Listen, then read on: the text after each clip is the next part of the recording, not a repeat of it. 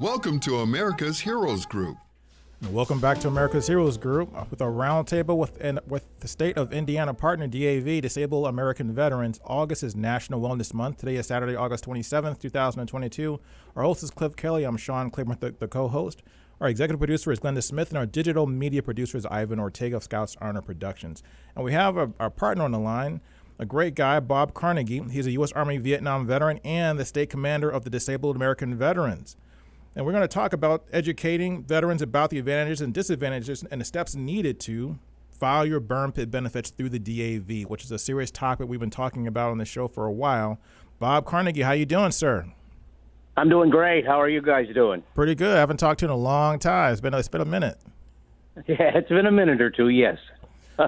So tell us, what do we need to know about burn pits? We've talked about on previous shows how serious burn pits were. So people that aren't familiar with our show or haven't seen the talk about burn pits were basically large garbage cans, large makeshift incendiary devices. A pit that could be as big as a football field, could be big as 3 or 4 football fields, or as small as a backyard, where you dumped basically anything and everything into this pit and burned it to get rid of it. And then you just filled the pit over after everything burned off as much as it possibly could, releasing tons of toxic chemicals. Things burn like batteries, things burn like kerosene, things burn like ammunition, jet fuel, any kind of ordnance you could think of.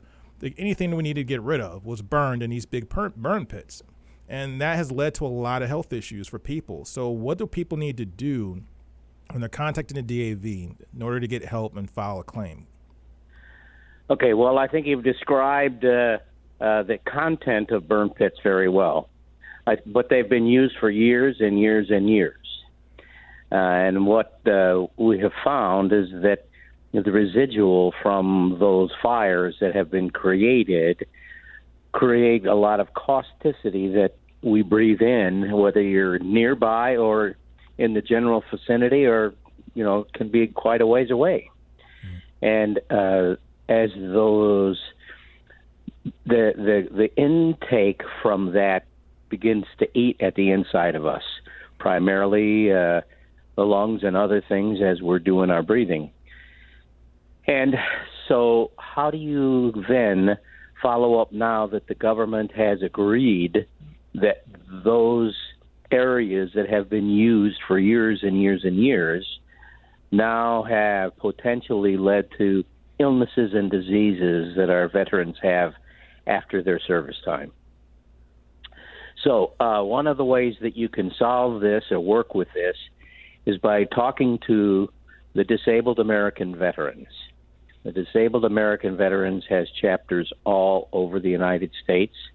They have 1.3 million members across the country. Now, I'm in Indiana, in northwest Indiana, really 45 minutes from downtown Chicago. In Indiana, we have 26 chapters. Those chapters are like any veteran service officer, any veteran service organization that you can find in any community. We have monthly meetings, and when you attend those meetings, there's somebody in that room that's special. That person is called a service officer.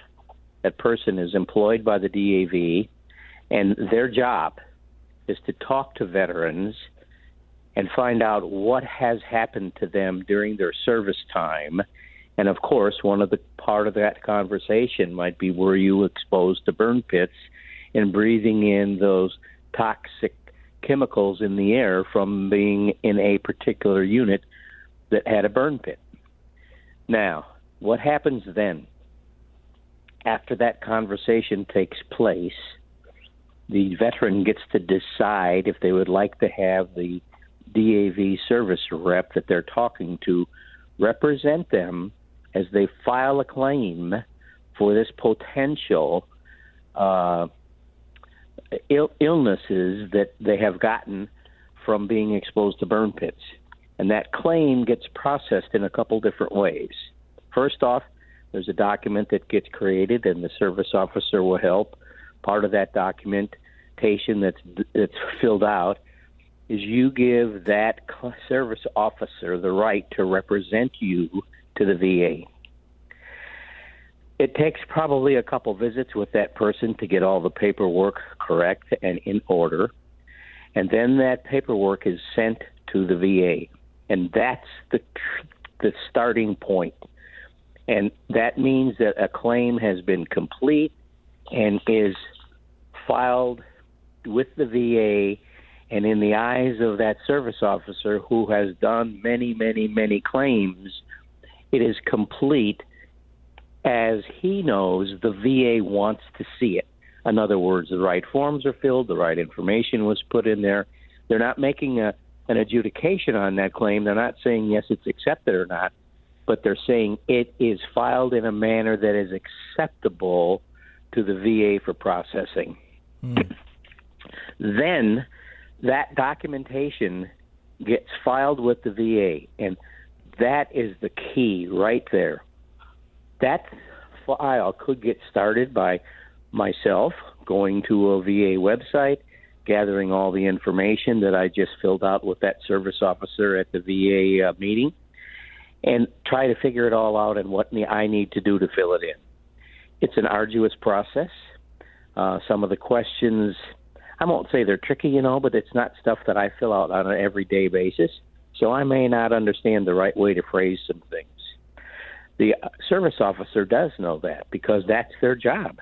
Okay. And consequently, the confidence level of the claim being filed accurately the first time because of content and the way it was filled out goes up because you've got an experienced person helping. If you're doing it yourself, maybe it's the first time you've ever done anything like that. Odds are you may make a couple mistakes. If you do, it's going to come back to you for corrections, and it may come back once or twice or three times. By having somebody who is experienced helping you fill this out goes a long way in getting the process shortened. Because remember when I said the claim gets to the VA, it's in a stack of other claims. Doesn't matter how it came in. Doesn't matter that it came in from the DAV, somebody helping you. It doesn't matter if you had a lawyer. Doesn't matter if you did it yourself. It all gets into a homogeneous stack. So that when you get in that stack, you're like everybody else in there, no matter who helped you file it. And that's very, very important. Because as I've listened to the radio and seen on TV, there are a lot of law firms that now want to help us to do that. And as a layman who's never done anything like this before, I look at maybe the paperwork as I pulled it down online from the VA and go, man, I don't know this. I don't know how to do this. I'm intimidated by it a little bit. And so I'm going to need some help. Well, they don't know where to go get that help.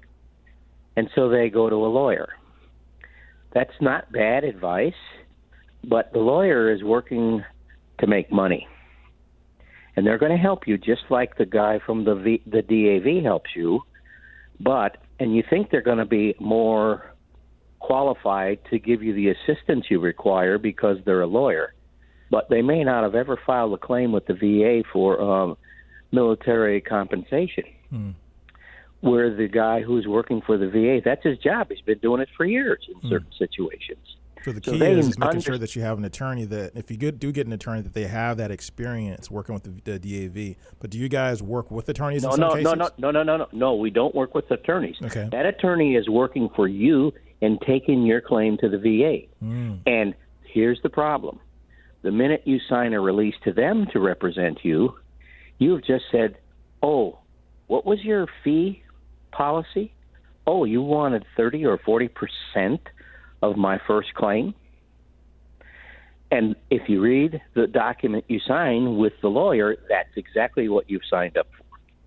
And what that means because this takes time, over multiple months, the VA tracks when they accepted your claim, and once it's all done, maybe 6, 7, 8 months from now, and they determine that your claim has a value, a monetary value on a monthly basis, then they look at how long they've had that claim from when they accepted it. Could have been a lot of paperwork before, but once they accepted it, it's time-stamped. I'll give you my example. My claim was accepted in January. It was finally approved 9 months later. But when it was accepted in January for a value of so much a month, They went back and paid me for December, from January to, I think it was this November. So 9 months, 10 months. And so whatever my monthly stipend was that I'm getting from the VA for the illnesses I had, times the number of months it worked through the system, is your first payment. After that, you get that monthly stipend, but the first time you get the backlog of the number of months it processed. Well, that, in my situation, it was about $10,000. If I had gone to a lawyer for that, he would have gotten $3,000 to $4,000 of that. Wow. For just handling the paperwork and helping me file the claim, doing the same thing the Veteran Service Officer for the DAV did it for nothing. So let me ask you this: so is hiring an attorney really advantageous then? Because we just talked to an attorney earlier today, and he works with a lot of veterans and does a lot of cases. But is a veteran service organization like the DAV or a qualified attorney, is there any advantage to an attorney? Okay, so the first thing you just said was qualified attorney. Now, if just because a person has a law degree and they are a qualified attorney, what type of cases have they been handling? Now, if you find an attorney who's been handling a lot of VA claims, then I would say he was qualified in handling VA claims. Okay. No doubt. I wouldn't argue that point at all. But is it going to get you any different result if you go with it? It is not. Generally speaking, and I'm going to have to talk in generalities because I'm sure you could have a case that was different, and something special, something unique that I'm not going to be able to cover in my response. But for the most part, it's not going to be any different. And the reason for that is this. That Veteran Service Officer may not have a law degree, but he may have been helping veterans file claims for the last 20 years. And the lawyer may have been helping people file claims for the last 2 years. Or maybe this is the first time he did it. Because the guy working for the DAV, that's his job. That's all he does. He doesn't do anything else. He doesn't take a divorce case. He doesn't take, I want to evict my neighbor from my property next door. That's not what we do. We do one thing. We help veterans file claims. That's it, to get VA benefits. That is their sole existence. They're trained annually for hours upon hours upon hours. Sometimes it's on new nuances, particularly the stuff with burn pits, this PAC case, this PAC law that was just solved for the Camp Lejeune guys and things like that. They have unique training before those things are ever released. And you see the newspaper article saying, oh, this law was passed or this nuance was passed. They are way ahead of the power curve because they've been trained. And consequently, and I'm not talking down attorneys. Please don't feel that I am, because I'm really, really not. But I have a good friend who is a lawyer. He's now a judge. He had time in the Marines. I think he had 5 or 6 years in the Marines. So once he got his law degree, he says, I want to help veterans. He started to do what we're just talking about. What he found, he didn't put an ad in the paper to tell veterans to come and see him. It was kind of like by word of mouth. So he did not get very many people just happened into his office to ask for help in filing a claim. So he didn't get a lot of action from that. And consequently, his skills weren't honed and improved over and over and over again because he was doing that along with other things. He was kind of like, a general practitioner. So the guy who was going to focus on filing claims, the lawyer that's going to do that, it may take him quite a while to build up a whole level of expertise, where the guy who is the Veteran Service Officer for the DAV, I know one guy who probably does 400 of them a month. Wow. All with different concentrations, may not all be burn pits, it can be different things. But that's the kind of activity that happens. If you want to take a look at how many veterans are in the United States today that have claims that have been approved, not claims pending or waiting. There are 12 million veterans in the United States today that are receiving compensation from the VA. And so there's a lot of people that have helped those guys get those claims. There's a few that have done it on their own. I've talked to a guy who did it. I said, how'd you do it? He said, well, I got it bounced back a couple times, because he made some mistakes and didn't have any experience, which is natural. And so that's why the people that are working for the DAV as a service officer are so precious to help our veterans, because they do it because they're working for an organization that covers the income for that individual. That's all that person does is file claims. And again, once they get to the VA to be evaluated, they get in a stack. But that stack doesn't say, oh, this stack is for lawyers, this stack is for guys who did it themselves, this stack is for guys who have gone through the VA. No, through the DAV. All of them are in one pile. So you don't get a jump ahead by going to a lawyer. You don't get a jump ahead by even going to one of the DAV service officers or other service officers that work for other service organizations. So, I can't tell everybody in the world just go line up at the local DAV office and go to their meetings and meet the service officer and have them help you. I would like to. I know that's a tough thing to do, but in my opinion, and this is my personal opinion and my experience, that's the best way to do it, because even though those guys may not be a lawyer, they are equally qualified, if not more qualified, in handling claims for the VA.